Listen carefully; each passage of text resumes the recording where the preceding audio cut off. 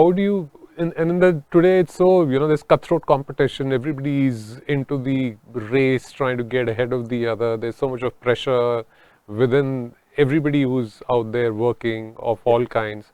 Many of it is forced upon you. Many of it is you created for yourself. So what advice and what would you suggest, to people who are in the corporate world to really stay happy? It's very interesting. I'll say this: mental health is something akin to sexual health. Don't want to talk about it. People have shy of talking to anybody about their anxieties and stresses. I think it's even lower than that, because people might still talk about something, even jokingly or otherwise, but they will not talk about mental health at all. Even now, just hush hush, put it under the carpet. No, the person is fine. And second thing is, sometimes they don't realize also. Exactly. They don't realize that they are under stress. They feel they are in a race for promotion, a race for a post, a race for something. But their burnout syndrome, they are not realizing. I have experienced with many of my colleagues and friends. They spent strenuous hours trying to please their bosses, something. They thought they are achieving something, but they lost the family life, they lost the happiness, and ultimately lost their health. Right. So, point is that why this happens, and this happens because of disparity.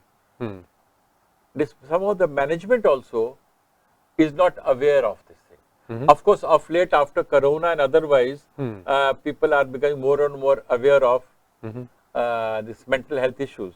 Right.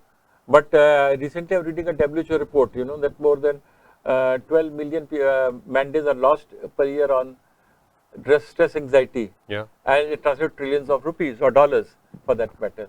So even the HR policies, the management, I was just talking to somebody recently, that very arbitrary are there. They don't relate it with the person. Each person is different and has to be handled in a different way. Right. To stress.